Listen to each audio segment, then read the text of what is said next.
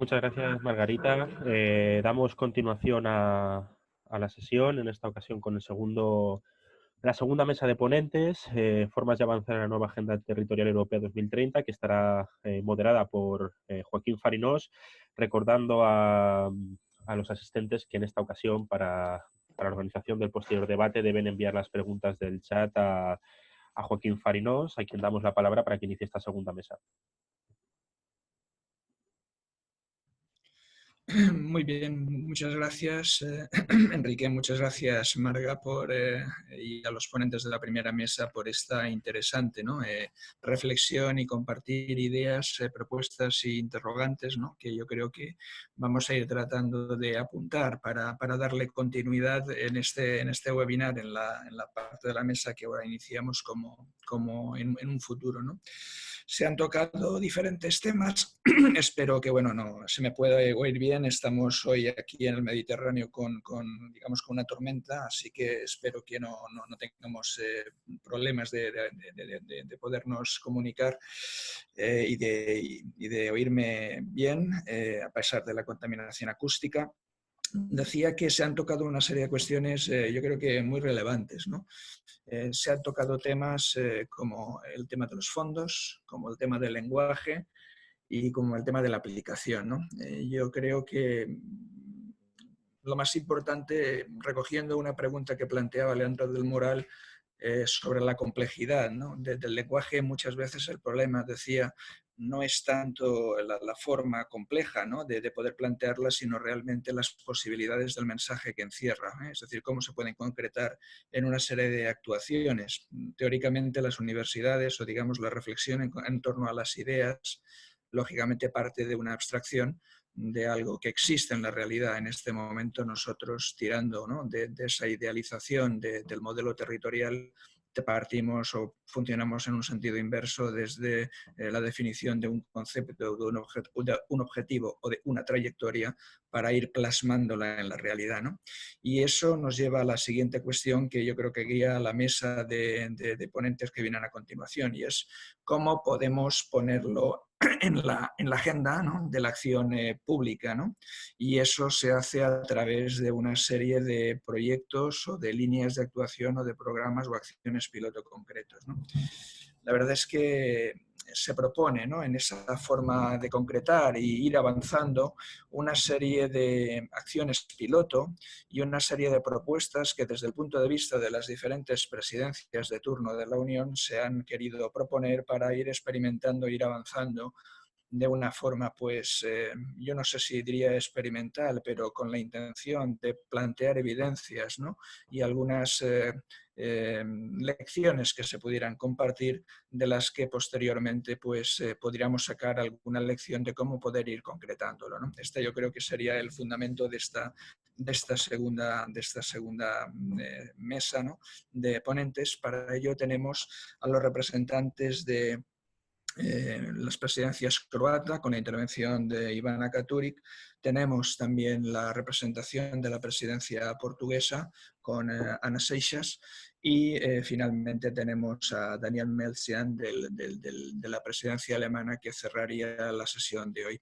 Por tanto, bueno, ya saben ustedes que pueden plantear sus cuestiones. Creo que nos van a poder ilustrar con cuestiones concretas de cómo poder ir avanzando en algunas de las cuestiones que hay que tener en cuenta desde el punto de vista de esa agenda territorial europea, y enlazarla con todos los programas de acción que van a venir a partir de ahora con el nuevo periodo de programación, de lo cual pues podríamos extraer alguna idea de cómo participar, si eso es posible, poder involucrarse en estas experiencias piloto, y por otra parte cómo poder ir mejorando nuestra calidad de la acción pública, y también desde las diferentes administraciones y otros sectores de la sociedad y de la academia, para poder continuar apoyando el mantenimiento de esta filosofía de trabajo para dar coherencia a nuestras actuaciones. Por tanto, y sin más dilación, doy la palabra a Ivana para que nos hable de la experiencia croata y cuál es la orientación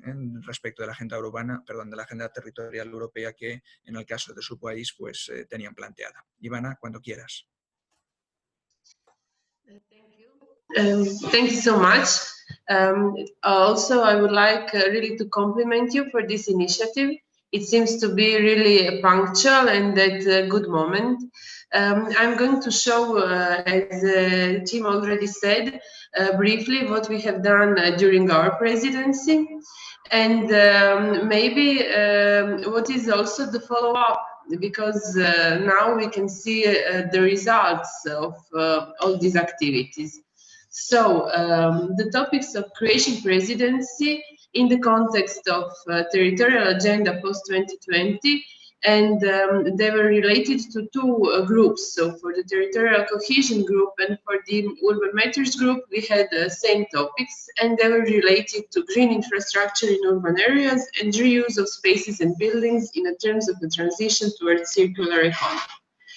The background documents, of course, for these topics are here. Also, at that point, we had only draft territorial agenda and the 2020 and post-2020, and we had only a draft Leipzig Charter. So there were still really documents which were going forth and back between different groups. And the topics that we have reached for and further explored in depth, especially through ESPON policy briefs, were somehow informing certain parts, certain comments that we have gave and discussions that we have directed. So concerning the objectives, our topics were really strongly related to the main issues of European territorial management and the ideas of the reusing of spaces and buildings and zero net land take achievements, reducing of urban sprawl, and also the better management of urban land in general. So the background or the problems identified in order to give the specific focus on them was the question of sustainable land use.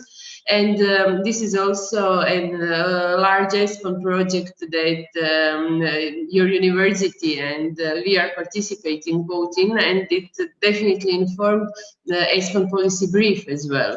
So concerning the green infrastructure, it really relied on the ESPON Greta project that was already conducted, but there is of course the mutual correlation between these two topics, because of course the densifying strategies can't be truly implemented without the green infrastructure and nature-based solution teams.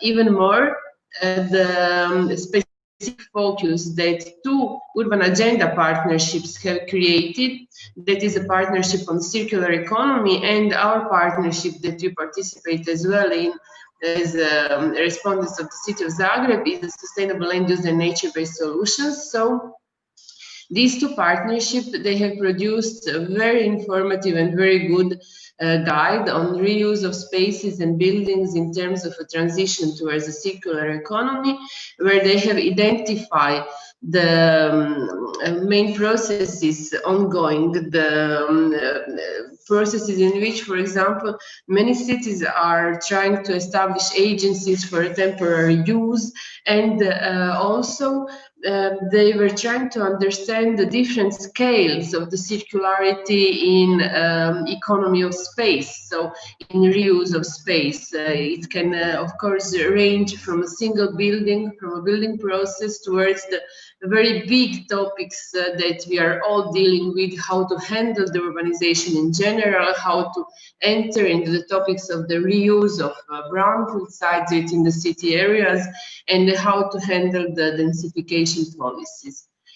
So basically, these were specific priorities of Croatian presidency, and our aim was, of course, to give a specific focus to those topics on the European level, also to interfere with drafting of the two important documents, so Territorial Agenda post-2020 and Leipzig Charter, and to, at the same time, also to somehow integrate and test the applicability of those topics in relation to the new financial perspective, in relation to different cross-sectorial axes that can happen.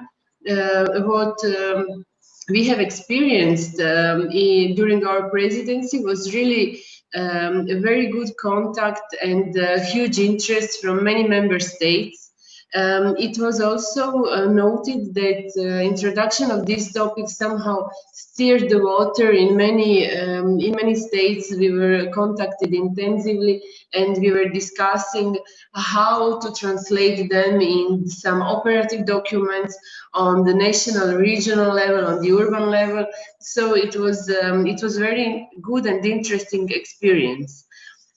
Concerning ESPON policy briefs, we really found this interaction with ESPON so good. It focused the work that we had during the presidency. Unfortunately, it was in the middle of a COVID crisis, so our ESPON week that was supposed to be held in Zadar was cancelled, and we were moved to sort of online format as an interactive magazine that we have developed following these topics, and of course these two policy briefs. It was very good that the orientation was towards very concrete policy recommendations that were building on the previously conducted researches, but also on the very informative discussions that we had during different level groups that we were hosting, and we were somehow integrating these in the systems of a further discussion. Concerning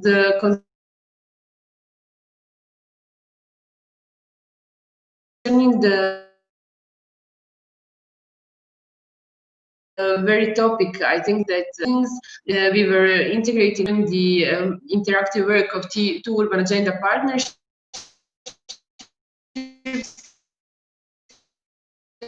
at the one hand, on the other hand, big-scale ESPON research and the suggestions that we have received in the process of drafting from the previous. And what is very important, I think, for you to somehow try to position it is that sometimes it is very difficult to anchor the work done at such a high European level, at the national level, at the regional level, and at the urban level. What we did, we have initiated a very broad discussion with many different levels of stakeholders in order to draft two national programs. It was in the preparation phase and in the presidency phase. So the Urban Green Infrastructure Development Program was launched, and the Circular Management of Building and Spaces Development Program as well.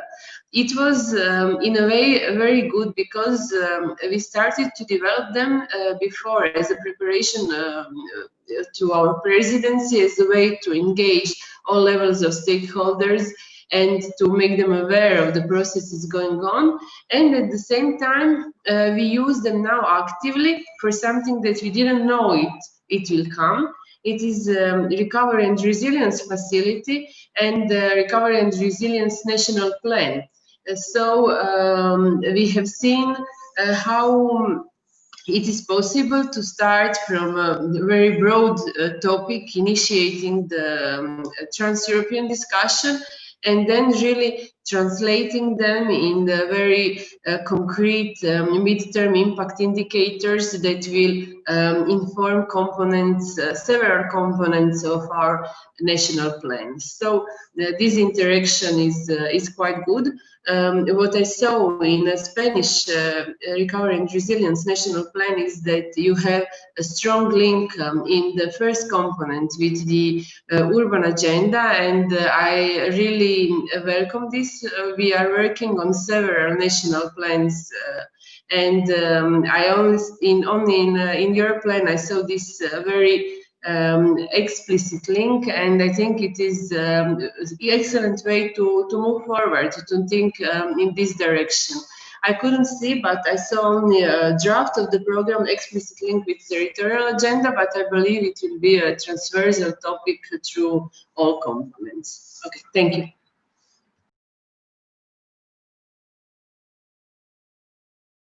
Thanks, many thanks, Ivana, for your presentation, and in order to adjust the time for your speech, I think it was a very good picture regarding some specific thematic issues to be developed.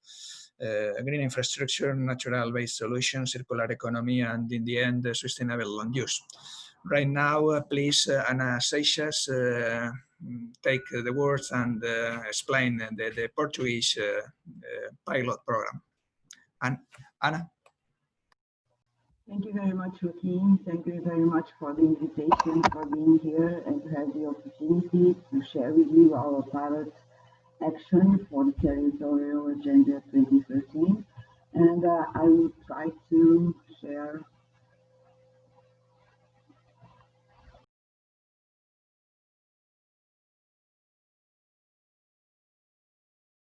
I'd just like to start this presentation by showing you just to make a brief remark regarding the title that we choose to our pilot action. Indeed, we choose climate change adaptation and resilience through landscape transition. And here I would like to highlight the word landscape, because we found out that this is a very wide word. When we are talking with planners, they have an idea about landscape. When we are talking about with politicians, they do. When we talk about people in general, everybody has a position and thinks what they think about landscape. So we thought that this could be wording could be important in this process. Just to give you a brief background on this project, this is a project that do not start from the scratch. Well, in 2017, when we were at that time doing the reviewing our national special policy planning policy program, that we had one that was started in 2007. And then we reviewed it 10 years after in 2017. And in that time, climate change was already a big issue.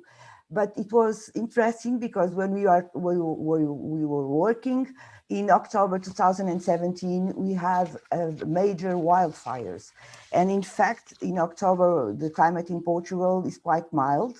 And in the middle of October, we had very, very high temperatures. It was a very different climate. And I think this inspired us even most to tackle this issue in a different way. So in our national program, National Special Planning Policy Program, it's difficult to say it in English, we tackle this issue about climate change very seriously.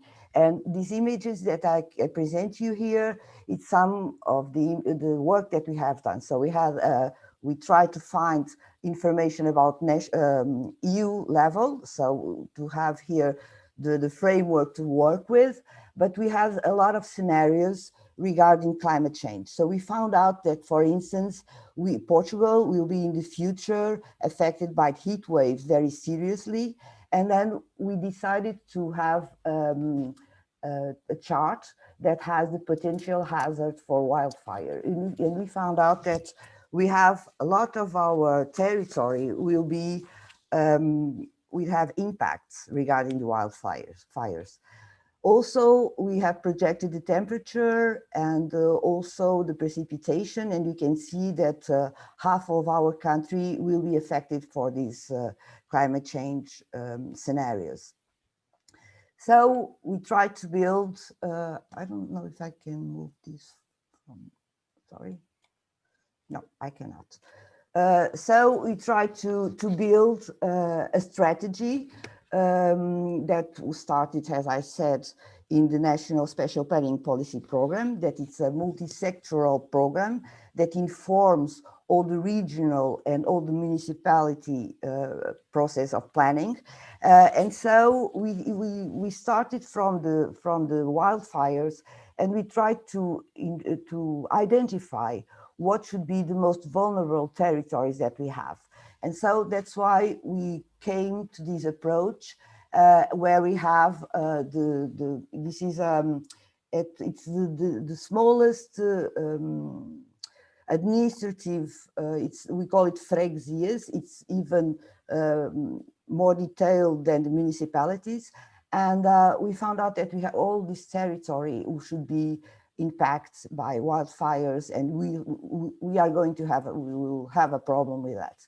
So we developed, after our national special planning policy program in 2019, we developed this year a program that we call it the landscape transformation, we call it, let me see just how to say it in English, like landscape transformation program. It's a program for all countries, but especially for these vulnerable territories that we need to make, we want to change, we want to improve our land use, what land use we have in those territories by changing the landscape. So here in this map, we can find all the vulnerable territories we have in the northern, central and northern part of Portugal, but as well here in the south. And in these territories, we have more than 40% of forestry land use. So it's a continuous of forests, and especially with forests with species that grow very fast, like eucalyptus species. And then in this national landscape transformation program, we decided that we need to have landscape programs. It's a small scale. We have about 20 of them all over the country. And the one that we choose to be our pilot pilot action in territorial agenda is here in the south, that sits here in near Algarve. And it's a very interesting territory because it's near the coast, where we have, as you know, the Algarve beaches and all the tourism. And also we have here, it's a mountain, a small one, but it's a mountain, and it's like a shrinking territory. So here we try to merge the process regarding to climate change impact, but as well as shrinking rural areas in this program. It has been approved in 2020, and it's from here that we start our pilot action. So see, this is the scenario that we found out in Monchique. This is the pilot action. It takes place in Monchique, and this was the scenario that we have with wildfires. It's quite scaring, and we want to tackle this in a different way. So just to summarize, we have wildfires, and it's something that occurs very regularly. We had now political measures like this national program and also the landscape transformation program.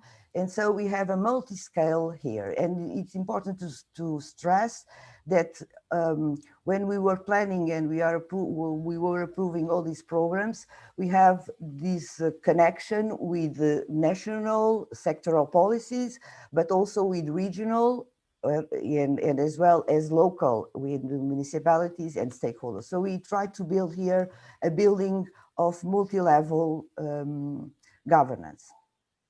So the pilot action, it's now from our side, it's moving.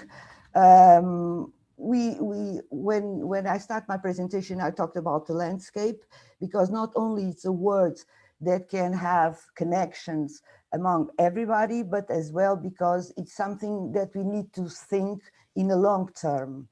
Governance needs a long-term procedure, but the landscape transformation needs it as well. So we think here in a way that we call it in a slow planning. We can make the transformation, we can change the land use, we can change the forest, we can do everything, but then we need to maintain, and we need to be sure that it goes for a long period, that in our program it's planned like 20 years. It's a lot. So it's a long-term commitment at all levels of governance. we are trying to base it in better regulations and implementation plans. So we have a multi-scale process approaching, like zooming.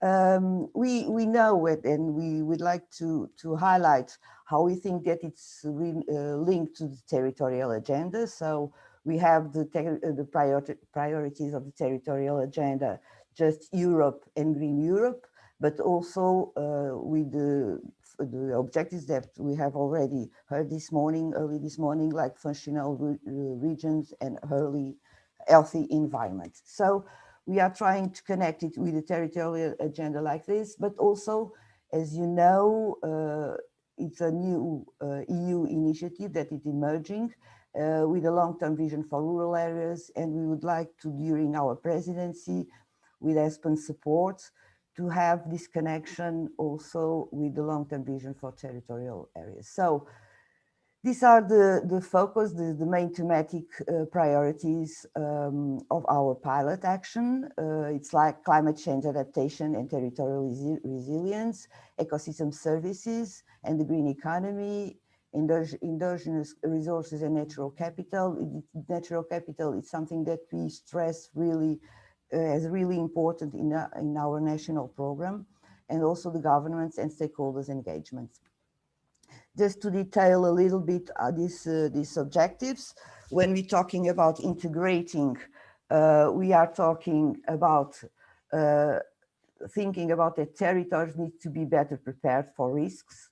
Just wildfire, this is our main issue, is wildfire, but I think this is a wide concept, not only with wildfires, but also with loss of biodiversity, and reduction in agricultural productivity become higher and more costly. So we are trying here to connect all sectors, like the conservation sector and also the agricultural sector.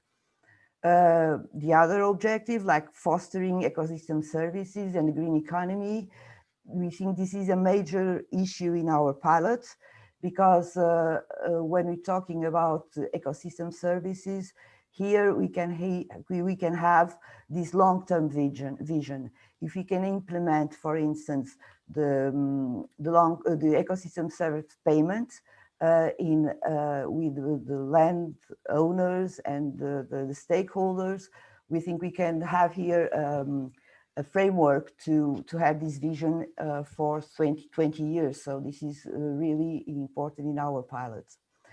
Also, we'd like to mobilize endogenous resources and natural capital valorization. In Portugal, we define like natural capital, the natural resources that are linked with water, with soil, with biodiversity, and also with forests. So we think that this notion that if we have natural capital in our territories, we can improve its performance, and we can protect, and people need to be appropriate with this natural capital. They need to understand that if they have water in their territory, it's important, because sometimes, as you know, we have territories that are some constraints about land use because they have water that is drinkable in other territories. For instance, we have in the central of Portugal some reservoirs, and people that live around those reservoirs have some constraints about using their land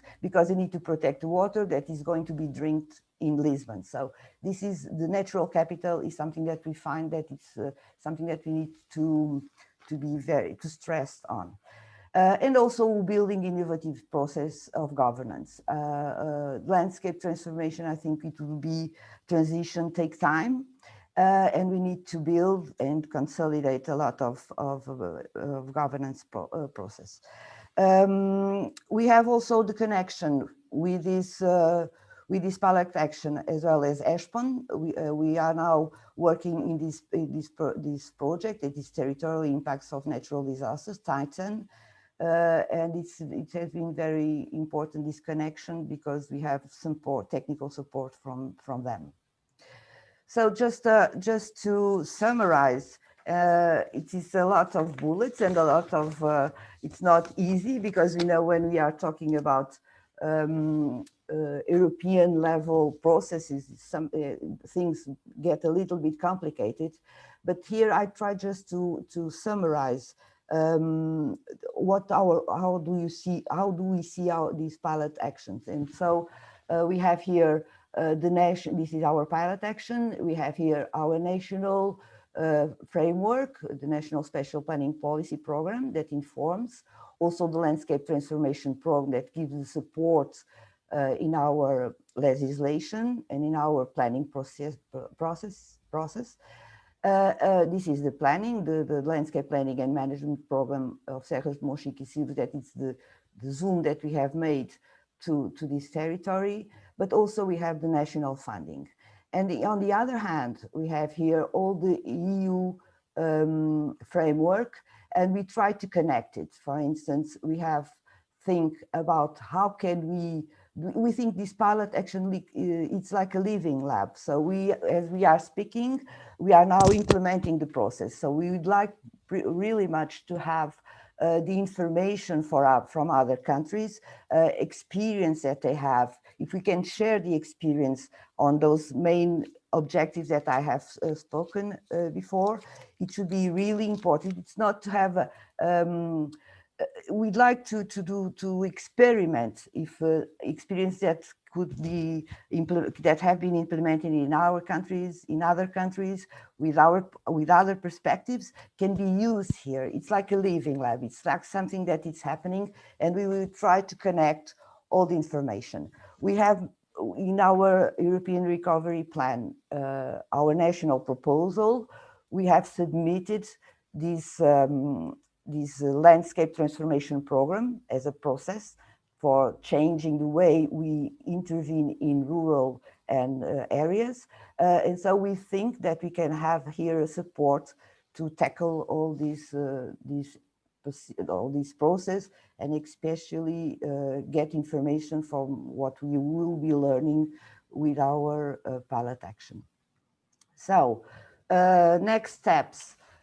We are now preparing everything, the implementation phase that we have already started in Portugal, but we want to try to planning for as a pilot action from the territorial agenda. We would like to have EU partners. Now we have already we had meetings with Croatia and with Greece. I think they could be interested, and I think they are interested, but it's not, and we think that Spain would be a major partner in this process, but we have not found out yet who could be our partner in this process. So I leave here the invitation for that. And now we have already in Portugal, as I tried to explain to you, this is a multi-level process and governance, and we have now more than 10 stakeholders involved. I was trying to think more than, it's about 20, but some of them it's not really confirmed, so I'll take the last value, I take 10, but it's already going on. I think the main the things that could be really important for us to work together at EU level could be like, for instance, climate finance. I think that if we try to connect this long-term transformation with funding in EU, sometimes we have funds are related to the cycle of funding, but sometimes sectoral policies do not think together. So we can have financing for forestry, and if the same person applies for agriculture in the same territory, sometimes you cannot get it financed, because we can be sure that they don't have double financing, but also they can be applying for different procedures. And here, transforming the landscape, we need to have more interfaces, we need to change forestry to agriculture. And so we need to think this in a wider perspective. So we like to have innovative solutions in a joint research for innovative solutions. And so we'd like to have other countries to join us in this process. So this is what we had. That's what moved us to this process, to this pilot action. And this is what we have in some parts of the same mountain in Algarve, and it's like heaven.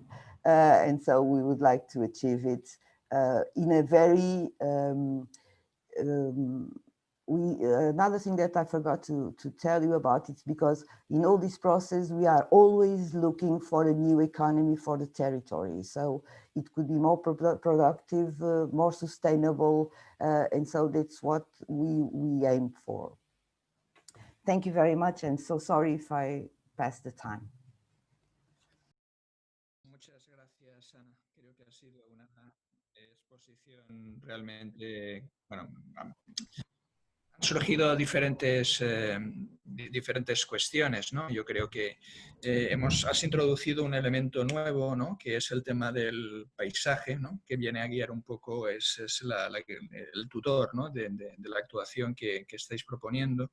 Se unen a los que Ivana había planteado, pero también recuperáis después. Me ha gustado, creo que es muy interesante ese esfuerzo de coordinación, ¿no? Que mostrabas en una de las diapositivas, de ver cómo las diferentes iniciativas, ¿no? Que hay en marcha a los diferentes niveles, cómo hacer un esfuerzo por darle una coherencia, ¿no? Y después proponer una actuación que tenga esa, digamos, esa potencia, ¿no? De acuerdo con esto que inicialmente pues mezcla paisaje, mezcla cambio climático y sus efectos, y todo ello lo lleva pues a la planificación territorial como bueno, digamos, ocurría con Ivana, y que también es el motivo de este seminario, ¿no? Entiendo que, bueno, hay una serie de cuestiones que ya han planteado algunos compañeros del chat, ¿no? Sobre cómo procurar incluso alguna coordinación sobre otras políticas, ¿no? Europeas, y sobre todo yo creo que me quedaría con un mensaje, y es el hecho de la invitación a que este tipo de propuestas y de acciones piloto pudieran contar con un socio español, ¿no? Es decir, que realmente tuviéramos la oportunidad, y este foro, digamos, fuera la oportunidad para que alguna persona responsable de alguna administración local o regional, ¿no? Que estaban inscritas en el seminario, pues pudieran tomar la decisión de incorporarse, ¿no? Como un caso de estudio, establecer, digamos, alianzas para caminar en esta dirección que vosotros proponéis respecto del paisaje en un sentido, digamos, que muy amplio, ¿no? Y que se ligaría un poco con esta idea del soft planning que has introducido y de la gobernanza, ¿no? Lo cual pues es una forma, bueno, tal vez no muy regulativa, ¿no? De los usos del suelo que tenemos la costumbre en algunos países como los nuestros, pero que conviene ir completando y avanzando. Retomaremos esta cuestión o estas cuestiones un poco más adelante, cuando escuchemos al último de nuestros ponentes.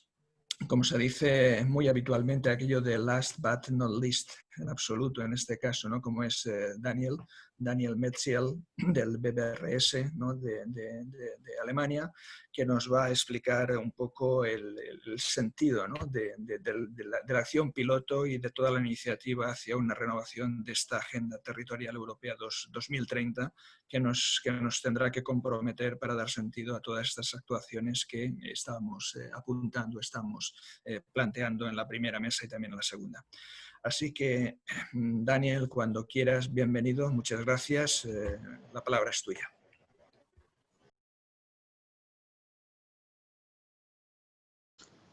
Thank you, dear colleagues. Can you hear me? Do you understand me? Thank you. Dear colleagues, thank you for the possibility to present the Territorial Agenda 2030, and especially the German pilot action. Let me just recall, in 2015, the ministers decided to start the renewal process on the Territorial Agenda, and in 2018, this process was actively decided on by the Director-Generals. And back then already, from the beginning, it was emphasized that the focus of the new Territorial Agenda should be on its implementation. Next slide, please. I will shortly refer to 3 points. The first one is, how is the Territorial Agenda addressing key players and what are pilot actions? The second is, which pilot actions are planned, because there are 6 pilot actions in the pipeline. And then shortly what is the German pilot action about. So how is the territorial agenda addressing key players? It has an own chapter 4 where it addresses key stakeholders. It addresses especially member states on 3 levels. First on the intergovernmental level, then on the national level, and then also on the subnational levels. Also, different EU institutions that are key for the implementation and application of the territorial agenda priorities are addressed, such as the Commission, the European Parliament, as co-legislators, the Committee of Regions, the ESC, the European Investment Bank as someone who can support financing, but also the European associations addressing spatial development. Every player is in the territorial agenda asked to take actions for the implementation in its competency and in its regular mandate. So action can be taken at any administrative level, from local to pan-European, and it can vary in character and focus. We decided for that to have a low threshold, and we decided against a rigid action program because we were confident that by having a low threshold, it would be easier for others to start with pilot actions. These pilot actions can show new solutions or they can showcase existing. Next slide, please.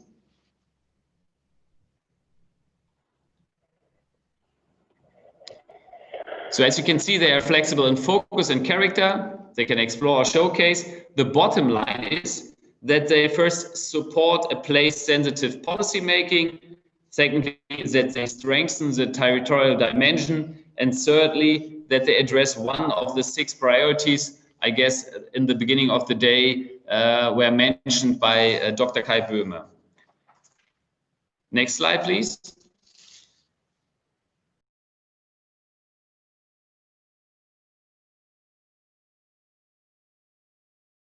So which 6 pilot actions are actually planned to implement the Territorial Agenda 2030? Anna already spoke about the climate change adaptation and resilience through landscape transition, which you can see at the bottom. I will speak shortly about the other pilot actions. So we have the understanding how sector policies shape spatial imbalances. That is a pilot action proposed by Poland, and it aims on looking how sector policies affect the territories and speak about a territorial impact assessment and make probably proposals how to merge different ways that are now being taken by, let's say, for the Committee of the Regions and other member states on these territorial impact assessments. The second one is small places matter for territorial development. This is a Norwegian pilot action, and it looks especially on the role of small places and how their role can be boosted. And a third aspect of this pilot action is about actually shrinking cities, on how this shrinking can be combated. The third pilot action I would like to mention is a territorial vision for a cross-border functional region. That is a pilot action by Luxembourg. It aims for a vision for the year 2050 for a decarbonized and resilient cross-border functional region. So it has a much wider territorial view, and yeah, they want to develop a joint territorial vision and translate this vision into concrete objectives and strategies and measures. And then fourth pilot action is about Alpine towns for citizens. That is from Switzerland. It connects with the Swiss presidency for the Alpine Convention that starts next year, and it has 2 aspects. One aspect is how to involve civil society more carefully in spatial planning processes, and thematically it addresses climate adaptation. So how can we involve civil society more in planning processes that relate to climate actions? As you can see from this short overview, until I come now to the German pilot actions, we have a broad spatial and thematical coverage here. And this illustrates also the diversity of possible applications of the territorial agenda. We address different types of territories. We have cities, we have small towns, we have rural and remote areas, and we also have a functional cross-border region here. So what is Germany actually addressing? So Europe's regions are territorially diverse. They are diverse in terms of development conditions and the potentials. And one core political priority of the Federal Ministry of the Interior for Building and Community here in Germany is to strive for more equivalent living conditions in all regions in Germany. And this means also that cross-borderly we aim for a more balanced Europe, and that was the first thing we thought about when we developed our own pilot action, and this aims to secure services of general interest and strengthen integrated regional development. We want to aim to strengthen economic, social and cultural anchor points in structurally weak regions in order to maintain and increase the quality of life outside urban areas, and nearby hubs for everyday services in sparsely populated areas play a decisive role for the economic development and social well-being at regional level. Next slide, please.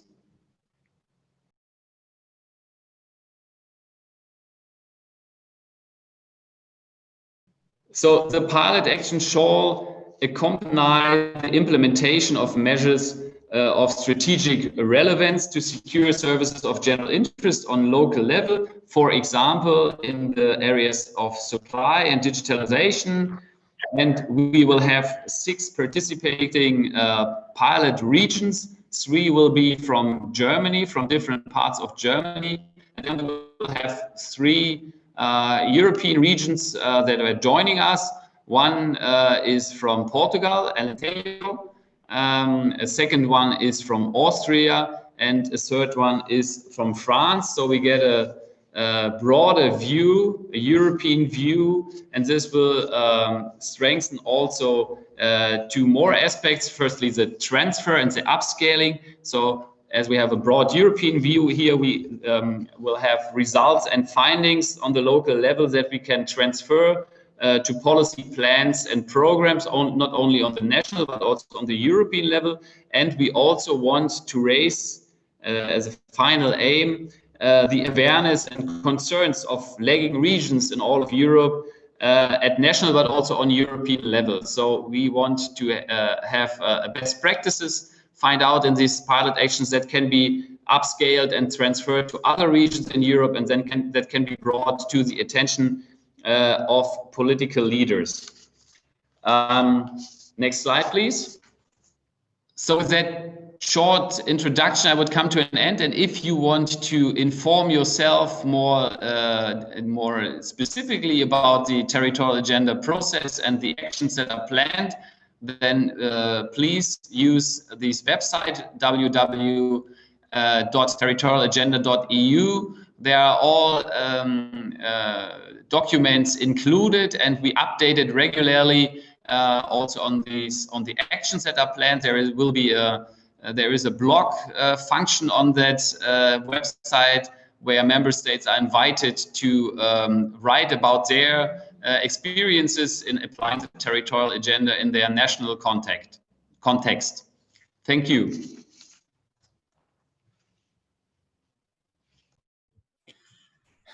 Many thanks, Daniel. Thanks for your presentation.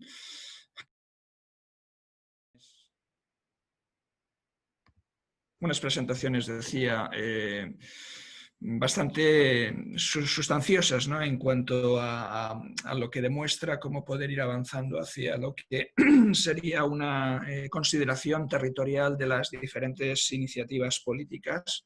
Y en el caso de lo que sería la acción piloto, ¿no? Que nos ha presentado Daniel para el caso alemán, una ejemplificación de una de las funciones que tiene la ordenación del territorio, que es la reducción en la medida de lo posible de las desigualdades territoriales, ¿no? Creo que ha comentado algunas cuestiones que me gustaría resaltar, y es que se plantea esta iniciativa de la agenda territorial desde un punto de vista, por un lado, firme, es decir, el compromiso, ¿no?, para poder llevarlo a cabo entre los diferentes actores, instituciones implicadas a los diferentes niveles, y él citaba desde la dimensión intergubernamental, ¿no?, a nivel de los estados y de las diferentes regiones y entidades locales, pero también con las diferentes instituciones, ¿no?, europeas, a nivel europeo, y de la Comisión, que es un elemento también importante a tener en cuenta en el motivo, ¿no?, de la cohesión territorial.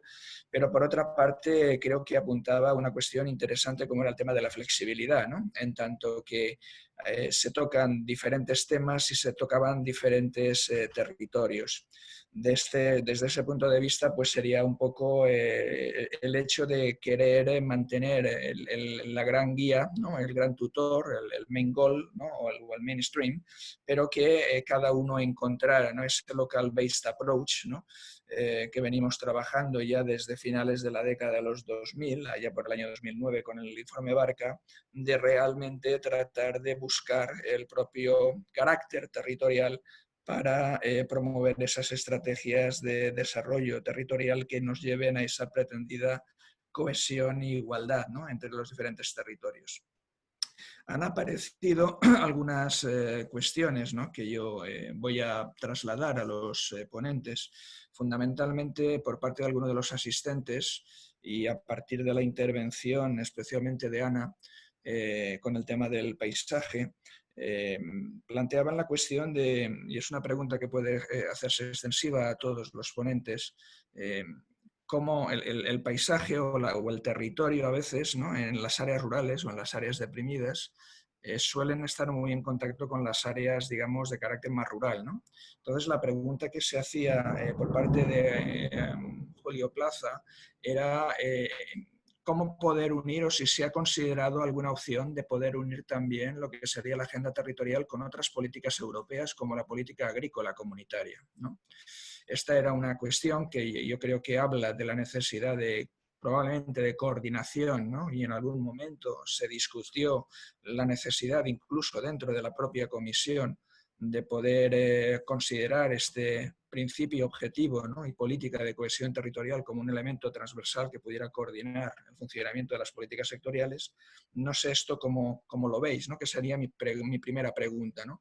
Entiendo que el elemento de la coordinación, que si no recuerdo mal, la coordinación de las políticas sectoriales, ¿no?, es uno de los elementos también preferentes de la acción piloto de Alemania. ¿Cómo podría poder avanzarse o cómo creéis, ¿no?, que se puede ir consiguiendo para tratar de dar esa pretendida coherencia a las acciones que proponéis? Puedes empezar tú si quieres, Ana.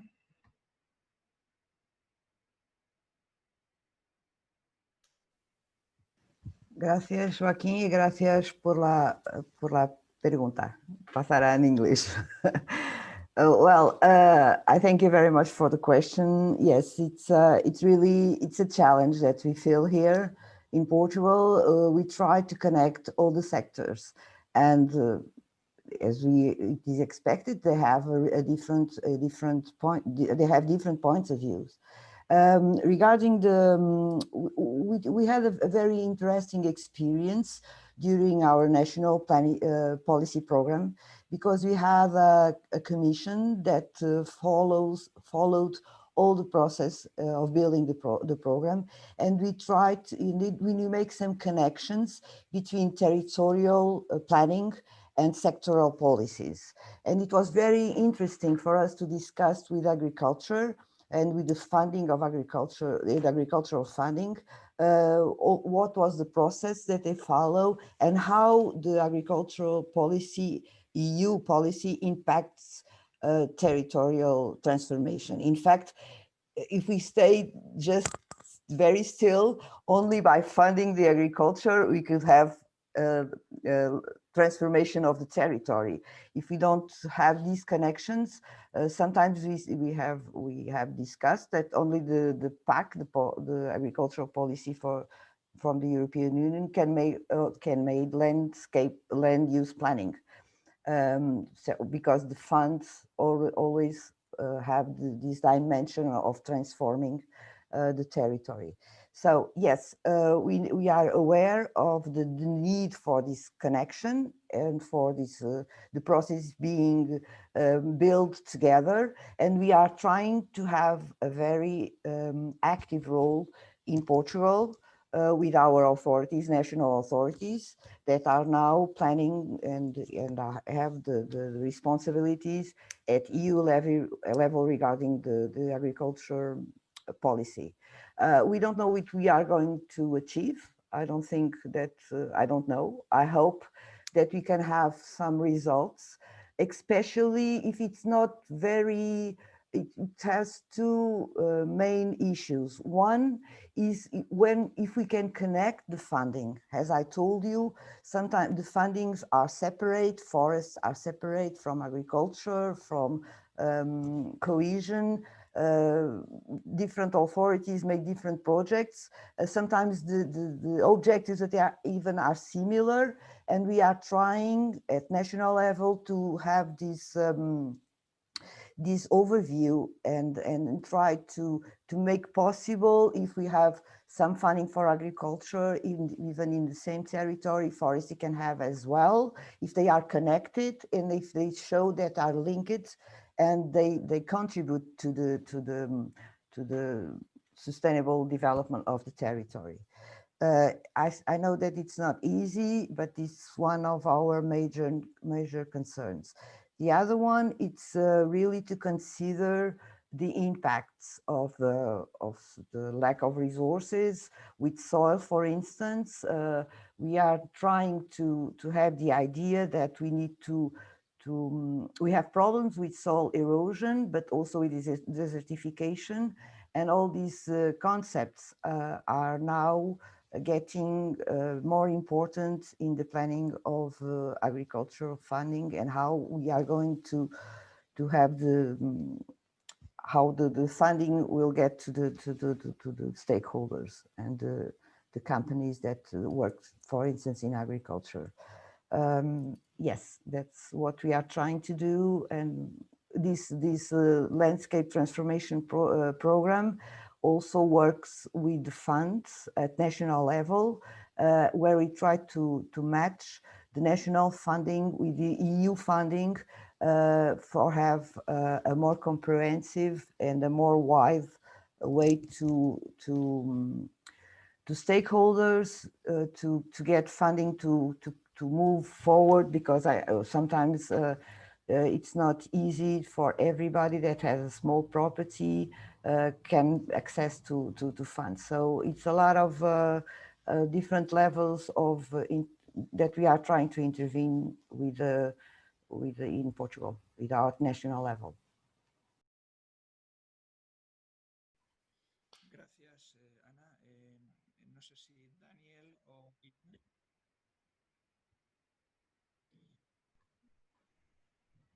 pueden hacer alguna, pueden contestar, en el caso de Ivana o Daniel, la forma en que se puede procurar esa coordinación, ¿no?, entre las diferentes políticas sectoriales en la dirección de los temas que apuntan.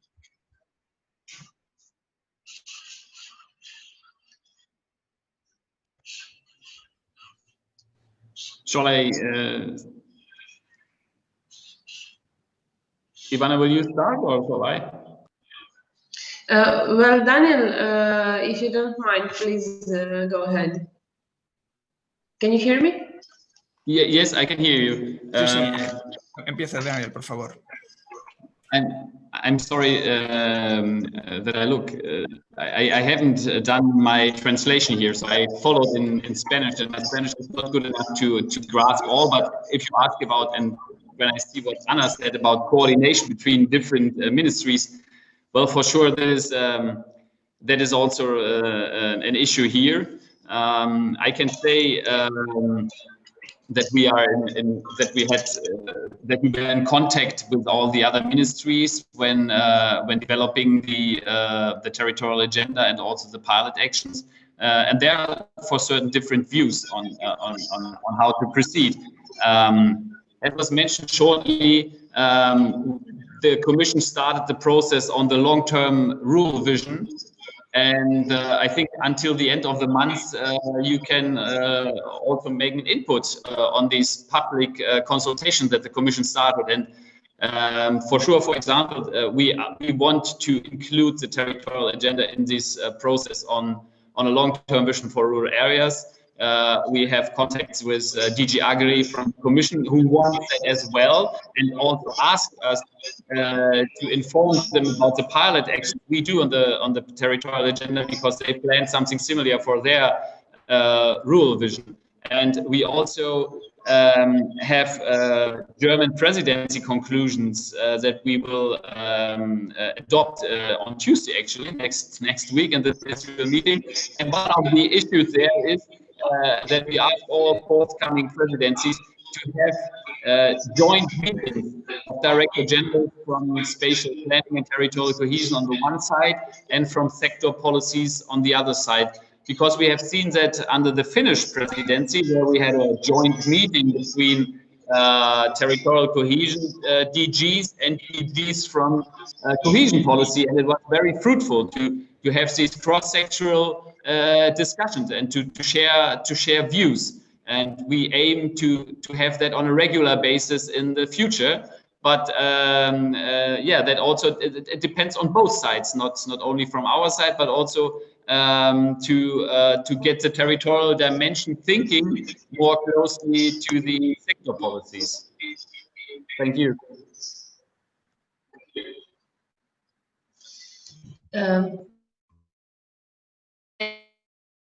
Thank you. I'm also apologizing because I have some translation is not really working for me. So as Daniel did, I will try to understand from Spanish what the question was about. But anyhow, what I would like to point out is this big opportunity that we have in such a brief period of time to translate basically the principles negotiated so hard through territorial simply to try to translate them in the national programs for recovery and resilience. And I think this is quite important because we have this huge opportunity to act really swiftly. Deadlines are really there, and most countries have submitted their first draft. And here we are working with very good and strong midterm indicators, midterm impact indicators, and we can connect it towards the reforms. So there is a possibility to translate the ideas that we have commonly agreed upon and drafted very swiftly, very effectively into the national systems. And this is something that we are currently working on, not only in Croatia, but also in some other countries. So I think it is a really, really important point. Another thing that Daniel mentioned is this cross-thematic meetings. I was also participating at the meeting organized with John Bachler during Finnish presidency of the territorial cohesion and cohesion policy, and it was very, very fruitful. We really, I think it's so good way to move forward, and congratulations also Germany to take over the same approach. I think that if we are going to make it more like leaving the structured towers that we have built within a specific sectorial team, we are benefiting so much more in the team itself. And this is really a challenging time and a great opportunity at the same point to rethink, to do it really more punctual and faster. And I really see it as a period of opportunities, and it is a good moment to launch such an important strategic document when we really need a long-term strategic thinking on how to move on. Thank you. Thank you, Ivana. I don't know if it's better I can formulate my questions directly in order to be better understood in the sense of my questions. In fact, this issue of the coordination of sectoral views in spatial planning is one of the most problematic issues in Mediterranean countries, for instance, for planning. And really, I think it's really necessary to make an effort in order to try to promote this kind of coherence, maybe ex ante and ex post with territorial impact assessment, but also with this kind of coordination of actions. Yeah, and in this sense, I think, well, the question is. For us, from a South Mediterranean point of view, a Spanish point of view, probably it's very difficult to find the philosophical stone in order to make possible this kind of common understanding from all administrations in order to be forward in such direction of territorial agenda. And I would like to wonder and to ask to all of you which kind of routines or which kind of procedures could be used in order to find alliances, commitment from the national ministry, for instance. In your case, what is the way in which you could find this institutional support in order to lead this kind of process? Yeah. So, which kind of factors could be interesting in order to achieve this alliance, this commitment from political side? And afterwards, the question is. Probably, if the second question, if we are working at the national level, how we can share all these kind of best practices, best thinkings, best intentions among or between different member states. So probably Interact, Urbact, and such some other initiatives could be interesting actions previously developed, but the big issue is at this moment how this territorial agenda could be shared in a very broader way with all people that could be interested from an European point of view. It's such 28 countries altogether. These two questions we'd like to ask to all of you.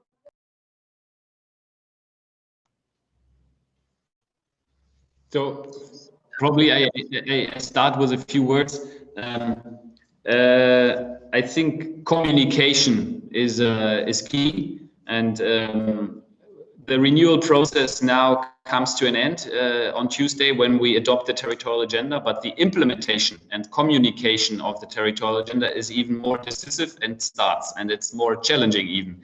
And about communication, and as we see right now, also languages. That is an important point. So one aspect is we will translate the territorial agenda in the next year. The Commission will fund that into all languages. So the territorial agenda will be translated in all EU official languages. That's the first point. Then what we did is we made a short summary of grasping what the territorial agenda is about on 4 pages. And this will also be translated in all languages. So to reach out to the political level, because the territorial agenda now is about, I don't know, it's 80 paragraphs and it's 20 to 30 pages, depending on the language. So for a minister, he won't read that, but he could read a short summary on 4 pages that comes to the point. Then we plan an atlas, or we have it, an atlas for the territorial agenda, where we present in maps, visualizing the challenges and priorities of spatial development in Europe. And we have good experiences made with that, with the ESPON Atlas in 2014.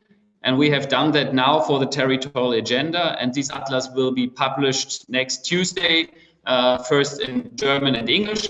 But ESPON has decided to translate this atlas also in all languages of the European Union. So the atlas will also be available in Spanish. And I think this is a major thing for reaching out to the local and regional level where language competencies probably are not as evolved. Another thing is that we tried to institutionalize the application and implementation of the territorial agenda. So the task force that is now working on the renewal process will transform into a territorial agenda working group from 2021 onwards. And they will meet 2 times under each presidency, and they have especially the task to monitor the application of and implementation of the territorial agenda. So this is one thing that the implementation gets, let's say, institutionalized and more long-lasting. Another aspect is when we speak about visualization and we speak about data, then we have to speak about ESPON and ESPON support. And ESPON is now currently drafting their new program for the next period, 2021 to 2027. And they aim to have a special cross-sectoral activity, advice and support to the Territorial Agenda 2030, and to include measures in all thematic action plans that they are doing. And this is a second institutionalizing aspect that could help to support the implementation process and to reach out to political leaders, because that is what ESPON aims for, to make from a scientific approach data available and transform that into advices for the political level. So this would be my answer. Okay.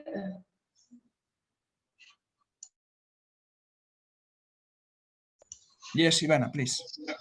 Thank you. Well, I would like to thank Daniel for this very broad answer, because I think it is important for all of you who are not into technical details of process of drafting territorial agenda, really to understand what are the negotiated steps. From my point of view, what is really interesting is this change of approach from the implementation process of urban agenda, how it was designed, because we participated in many partnerships of urban agenda and we saw all positive sides and also all shortcomings. And the change of approach that Daniel and his colleagues and Kai also have designed for the territorial agenda. So basically this idea of a pilot project, it is something which is different from the action plans of the urban agenda partnerships, which were very structured and predefined process in which all partnerships should jump in following the similar structure. And sometimes it resembled the classical European project, but without budget and without clear scope. It was sometimes in some partnerships it gave extraordinarily good results, and then in some partnerships it really spent lots of energy in a very broad circles. And I think that this idea of pilot projects as a way to promote, to implement, and to give a food for thoughts of the territorial agenda, the topics and issues, is a very good model. Croatia is part of one pilot. They are in communication with our Portuguese colleagues, and probably we will deal with coastal systems and the issues related with this, climate change, landscape, cultural heritage. But I think what is really important is that we are trying to keep the pilots of territorial agenda creative and alive. Not trying to structure them in a too defined way, but really trying to use them as an inspirational way of moving forward and giving the specific boosts of energy to specific to nation states, and then further down to the regional and urban level. So this is, I hope, Timo, this is good answer to your question. But I think it is important to highlight this very subtle difference, and I think it will give a different change of energy towards the territorial agenda. So it is important to be the part of pilot, and it is important really to try to promote it on all levels of governance within a nation state. Thank you. Thank you, Ivana. Anna, please. Yes, I think Daniel and Ivana said it all. I just would like to stress that I think after these two presidencies, we now share a collective vision for the new territorial agenda, in fact. And I think Daniel and his team during the presidency has done an excellent work. And I just have to say that during our presidency, we are really committed to make sure that the territorial agenda moves forwards, not only in the next 6 months, but for the long run. And so the two aspects that Daniel just mentioned regarding the implementation of pilot actions and also the communication process with ESPON and with all the EU countries, I think we will be very committed in make sure that this works and does not stops this way of thinking and of building the territorial agenda should need to continue in the long term. And I think they said it all. So I don't know if you want anything more from my side, please. Just one thing at national level, just to say regarding the sectoral policies, we build like a forum, a national forum. It's not a formal forum. It's something. It's a place where we talk about the things that are most complicated in a very distressed way, and where we try to get some contact points, and also to not contact points, merge some concerns and take some solutions after that. And that's why we are trying to build on the interrelation between sectoral policies.